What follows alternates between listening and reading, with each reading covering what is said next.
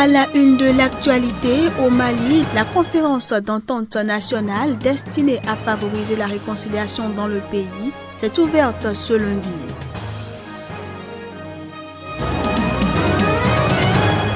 La défense de Jean-Pierre Bemba compte faire appel après que la Cour pénale internationale l'ait condamné à 1 an de prison et 300 000 € d'amende pour subornation de témoins. Et puis en Afrique du Sud, Ahmed Kathrada, le discret vétéran de la lutte anti-apartheid et compagnon de cellule de Nelson Mandela, est décédé ce mardi.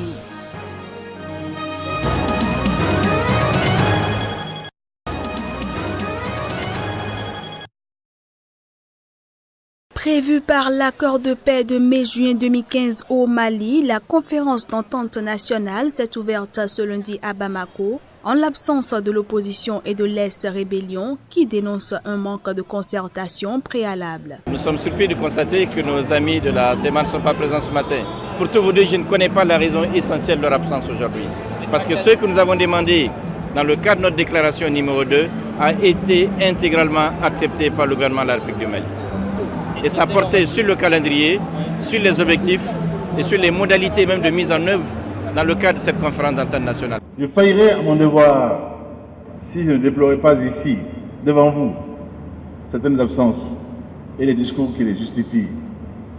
L'actualité et les événements de par le monde nous rappellent chaque jour qu'il n'y a pas une minute à perdre lorsqu'il s'agit de protéger notre pays, notre peuple, en particulier contre le terrorisme et les diverses autres menaces du siècle nouveau.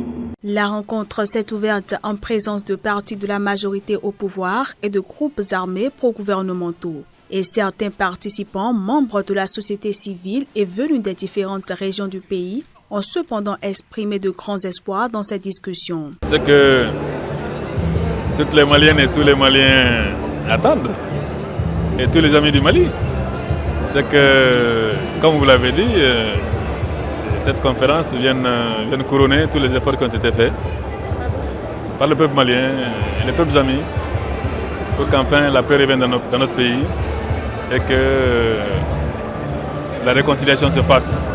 La conférence d'entente nationale, qui se poursuivra jusqu'au 2 avril prochain selon le programme officiel, est destinée à favoriser la réconciliation et à élaborer une charte pour la paix, l'unité dans le pays.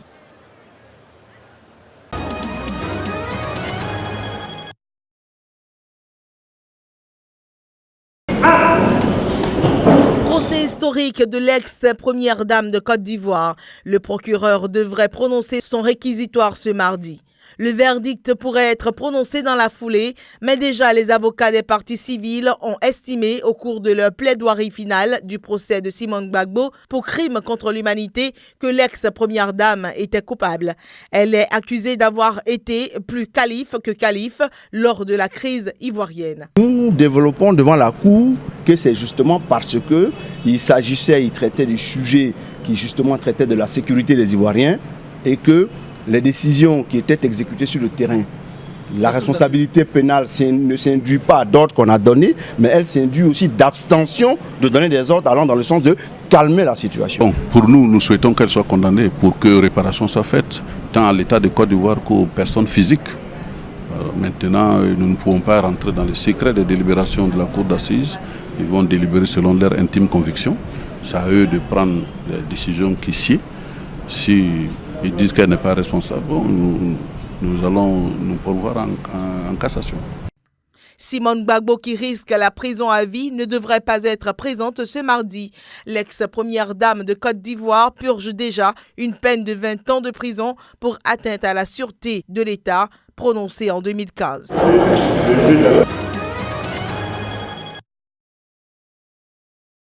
En République démocratique du Congo, la Cour pénale internationale CPI a condamné ce mercredi 22 mars l'ancien vice-président congolais Jean-Pierre Bemba Gombo à 1 an de prison et à 300 000 € d'amende pour subornation des témoins.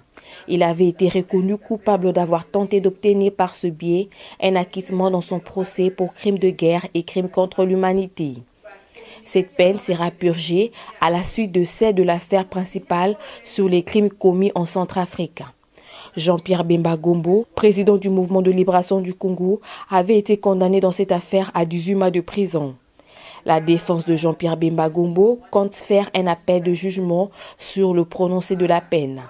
La défense a souligné 34 erreurs de droit et de fait qui ont invalidé la condamnation de Jean-Pierre Bemba Gombo.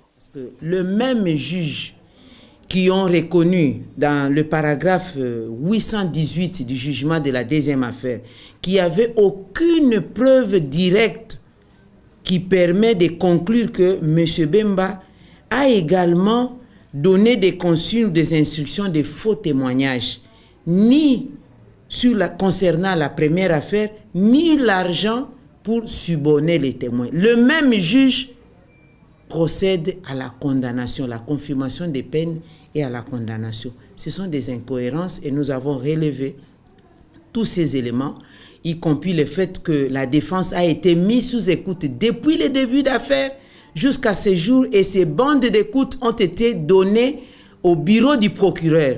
C'est très grave en matière d'équité, de justice. Et la conclusion, ça sera tout simplement l'annulation de la peine parce que les juges doivent être appelés à renverser le jugement de la peine qui a été rendue aujourd'hui.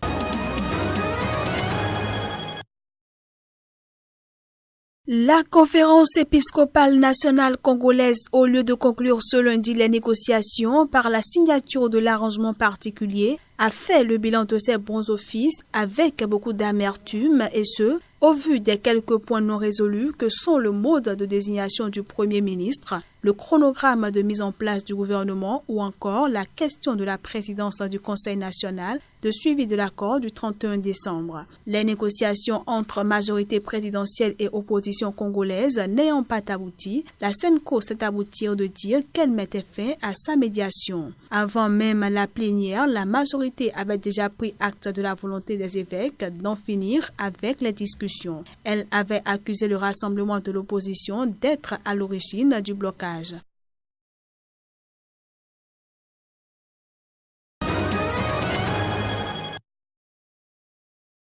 Huit mois après la présidentielle contestée d'août 2016, le dialogue souhaité par le président Ali Bongo Ondimba a commencé ce mardi. À l'entame de ce dialogue, les 16 membres du bureau politique paritaire seront mis en place avant une phase citoyenne où chacun pourra s'exprimer sur l'état du pays jusqu'au 6 avril prochain. Suivra une phase politique où 150 délégués du pouvoir et de l'opposition débattront des sujets tels que les réformes institutionnelles, les réformes électorales ou encore les mesures de décrispation. Le dit dialogue vise à apaiser les tensions politiques et sociales, mais aussi relancer l'économie. Cependant, l'opposant Jean Pine et les principaux membres de sa coalition le boycotteront. En effet, pour certains, ce dialogue est une illusion. Plusieurs d'entre eux veulent aller aux législatives de juillet prochain, persuadés que le score de la présidentielle permettra de rafler la mise. Mais si le dialogue accouche de réformes, le scrutin sera repoussé.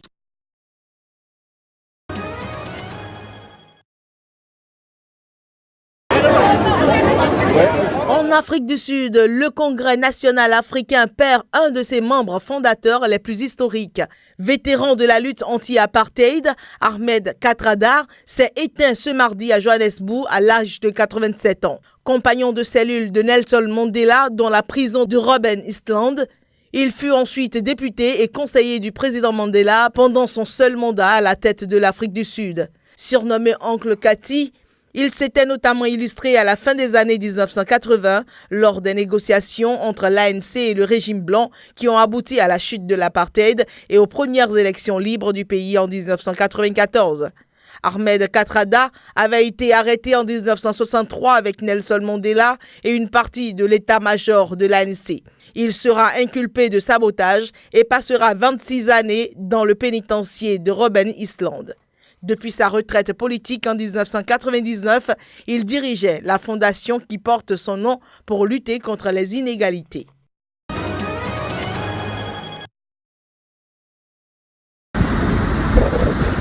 Pluie torrentielle et vent violent accompagnaient ce mardi le cyclone Debbie dans le nord-est de l'Australie. La catastrophe a provoqué l'évacuation anticipée de milliers d'habitants. Alors que les autorités redoutaient l'arrivée du cyclone à l'aube, ce qui présentait un risque très fort d'inondations et de vagues submersives, la progression de Debbie a ralenti durant la nuit. J'ai vu pas mal de grosses tempêtes avant et ça me fait pas grand-chose. J'aimerais bien un siège au premier rang pour pouvoir regarder en fait. Je n'ai pas peur, je ne suis pas inquiet du tout. D'après leurs projections, on est soit en plein milieu, soit pas loin. Donc ça veut dire que des vents de 170 km/h et c'est pas bon. À ce stade, 3500 personnes ont été évacuées des villes de Home Hill et Proserpine. Environ 2000 autres résidents sur la zone côtière centrale de Bowen ont également été évacués. Quelques 25 000 habitants des parties les plus basses de Mackay, plus au sud, ont été incités à s'abriter en hauteur par crainte de vagues pouvant atteindre plus de 2 mètres.